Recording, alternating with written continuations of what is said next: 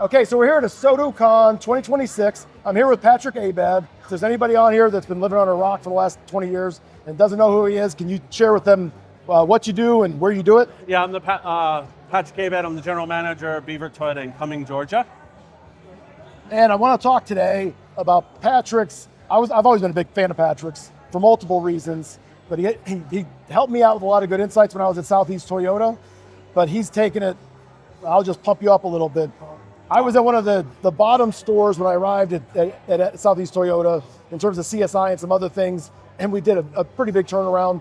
Now, Patrick was at the last place in CSI, sales efficiency, all of those things, and now you're in the top 10% of everything, right? Yeah, and you've been number one, yes. number one in CPO many times, Yep. and does absolutely amazing things. One of the strongest cultures I've seen anywhere in automotive retail. But one of the things that I'm very interested about, and what Patrick's been able to do is, in Cumming, Georgia, is just catapult. A lot of people with Toyota stores, you do a great new car business, but the used car business doesn't always follow because you don't have to be as disciplined as you do in like a Chrysler store or Nissan store because you get typically a higher percentage of trades. Yeah, that's fair. So what's your mindset on how to win more trades, specifically trade capture? Yeah. You should have a certain percentage of your deals with a trade. Yeah, well, let's start with the fact of if you want to dominate in new cars, you better have a badass used car operation. That's where it all starts from. That's the best way to grow market share. Yeah, I mean, that's it. And so we live in the strategy of you got to win every single trade no matter what. Because if you win the trade, you're in control of the entire market. So I just had this conversation at a meeting in California. Can you tell everybody why does it matter to have, because a lot of people are like, well, I'm a new car dealer and I got to grow my market share. Why do I need to be concerned about used cars? Because what do you have? If you're doing it right, you're going to have that 60, 70% trade capture. What are you going to do with them, right? So if you become the best retailer of all the used cars, it doesn't matter what they're trading in. If you have a place to put it, you have the ability to capture that customer. And that's all you're trying to do. Because the secret to this business is so simple, and we'll keep it a secret between us, but the secret to this business is service retention. And the way you fill your service drive is what? By selling cars. So I know I got the new car side, and we are blessed to be with Toyota. We have a great product in that, but I have this used car operation to support my new car operation, but the used car operation ends up being the lifeblood of the store, right? So if you're that much better at retailing, because I see a lot of people say, well, XYZ, I can't compete with them. They're putting stupid money in the cars. They're publicly traded. They're losing money on everything. Are you afraid of their values? I'm not afraid of any value, because here's the reality. The reality is, instead of following the market, I believe that you can control the market, right? So if I'm competing against the guy who has this used Tundra and it's one Tundra and he's going to go price his car at 95% of the market because he wants to sell it fast, cool. I'm going to have 30 of those suckers on the lot so I can control the market. You go sell your one, I'll go sell the 30. Now, how are you going to have confidence to source that many vehicles? Well, multiple different ways, right? So, unfortunately, we still buy from the auctions today, right? I don't think that's unfortunately, but it should be not because you have to, because you're choosing to. Because inventory drives traffic. Right. And I need to have the cars that are going to sell. And although we attack private party purchase, we buy over 100-something cars a month off the street. 100-something cars off the street on top of the trades. You cannot control that. You cannot control what's available. But what you can do by going to the auctions is go pick and choose the stuff that you really need that you know you're going to sell. And so private party, auctions, and then trade-ins. You got to dominate all three of those strategies, and you do that by not having fear. Fear is the killer in this business. Agreed. So. Risk aversion, fear, Yeah. fear of making a mistake. I mean, everybody makes mistakes. That's why there's losses on vehicles, right? 100%. And they age out. Yeah, or it wasn't a mistake, it was a decision. It was a decision for the greater good, right? So think about what a used car does. Being able to retail used cars, you obviously your service, your RO, your service retention, your body shop, all these things. The opportunity for another used car salesperson to make a living. Yeah, and you're supporting your people. Like if you want to recruit people, don't be just a really good new car dealer. Say you can sell new or used, and I dominate in both. Think about that on a recruiting side. Right. It's and if your team, if your marketing strategy is stronger, if your sourcing strategy is better, if you're sourcing more consumer vehicles, your margin's higher on the percentage of the cars they sell, there's less mini deals, it's a compound effect. Yeah, and I get stones thrown at me because I think differently. But I want to be known as the guy in town that gives people more for cars. What a reputation to have. You'd rather be that than some of these public aggregators that are There's a false sense of They're perception. so scared of making a decision, right? They go put $3-4 grand less on a car, and then they want to talk about how great their inventory is because they're in such good shape. Right. Meanwhile, they don't have any cars that anybody wants.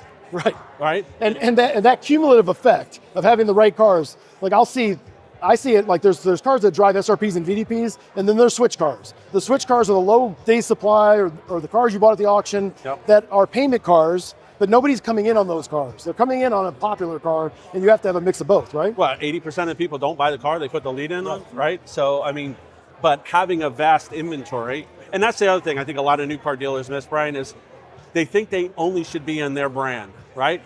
So even if they want to get in the used car game, they're like, I'm a Honda dealer, I'm only going to have Hondas. Oh my gosh, I want to serve you can't sell everybody And you still a want car. to acquire. We all sit here and say, all of us, I want to sell everybody a car, but you don't provide the inventory to sell everybody a car. Right. Inventory is the number one driver of traffic, end of story. You can go spend as much money as you want on TV, in digital, on social. Inventory is the number one driver of traffic. Have the right cars that people will show up. Now you say that would apply retail and like when you go to the lane and you're at Atlanta, one of the biggest, I used to take my cars from Naples all the way up, the luxury cars up to Atlanta. But when you're going there, I'm imagining that you're putting that same strategy when you're also running your cars at auction. Yeah. I mean, what do we do for the stores? We try to drive traffic in the stores, right? To sell cars. Now this is advanced technique, so make sure you pay close attention to this. So when you're sitting in the lane, having a ton of cars will drive people to your lane. Have a car for everybody, you'll put everybody in your lane. It's no different than your retail strategy. Your wholesale strategy is the same. So you should have options for everybody. Your retail strategy, you should have options for everybody. Almost add cars, gross cars. And then you start building a reputation, and then you start building a following. And once the reputation turns into a following, now you have when you have critical mass. Think about this, Ryan. So I tell you, we attack private parties. Think about, I have cars that never touch the dealership. I buy them from a customer, I take them straight to the auction. Nobody even sees the car. I buy it for $2,000 and I go take it to the auction because you do your research. Where does this type of car the very much thing? And you've been talking about this for years, and it's the best end user. You've been talking about it for years. So if I can find the best end user in the wholesale world, I drop that car there. How hard is it to go buy a car from a customer, take it straight to the auction, put $2 grand in it, sell for $1,000? What does that do to your bottom line? Oh, it's exponential. It's the biggest impact before I left retail. We have stores that are in our industry right now struggling to generate net profit. Go buy 50 cars off the street and go find a way to make $1,000. Pours through. It's such free money that everybody's missing out on. And I don't know why that is. I mean, I think it goes back to look to book and being fixated on a certain number. Metrics. It's metric, and it's the 30-day window that I talked about today. You're so locked into this 30-day window, and you're answering to owners who don't understand. I have an owner who's incredible, and he gets the big picture. And our growth in the store was like, we were going to do this. He didn't judge me off my first 30 days, my first 60, my first 90. He said, what are we building towards? Right. And that's the thing. And it takes a long-term vision. You got to have a stomach for that. Yeah. Last question.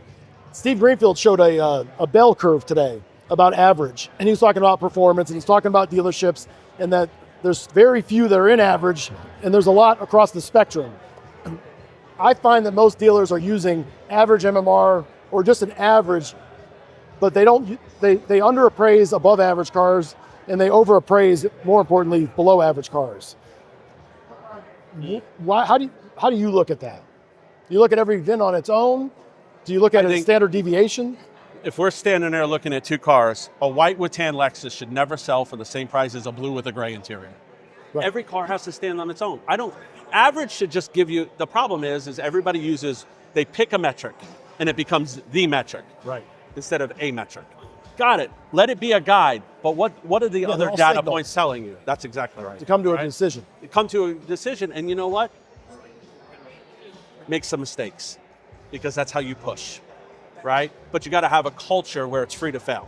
So I said the last question. So with your team, you're okay with them making mistakes once, I'm assuming. Not like five times. Learn from it, get better from it, never let it happen again. And communicate to everybody else the mistake you made so we're all on the same page. That's how growth happens. What are you most excited about for the next year to 18 months at Beaver Toyota? We have built our store and our company beyond our wildest dreams. We are dreaming bigger. And that's what I'm excited. I'm excited that we have all the right players in all the right places, doing all the right things. I'm excited that I've got a team in that dealership, Brian, that I can work on the business and not in the business now. And we grew up together in the Toyota world. We've both been in the business. I now have a team that I can work on the business, which allows me to think big, and I have an owner who supports that mission. And you've got a high level of trust. And this is how we're going to close this out. But if you want to know, everybody goes, how should I handle AI? Is it going to replace people? Is it going to replace this? The way I look at it is, you've got to have a responsive, elastic, dynamic culture that is okay with change, that's okay making mistakes, because there's a ton of mistakes that are going to get made with AI. Oh, without a question. And you've built just a nimble, elastic group of people that are going to be responsive to it, while everybody else is being static and rigid and pushing back on it. That's going to be the biggest difference maker I see over the next 3 years. Well, and here's the thing.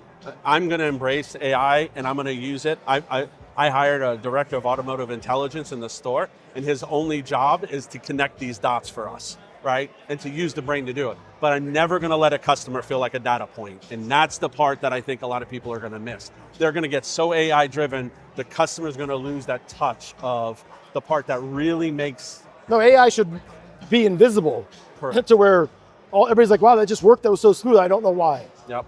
And I'm not smart enough to do that, but I'm smart enough to surround myself with people that are smarter than me who can help me figure that out. I've heard of 2 people building roles like that. You're the second one. Yeah. But I think that's the future. 100%. Yeah, he's already done incredible stuff. Love Love you, brother. It's always You a are the passion. best out there.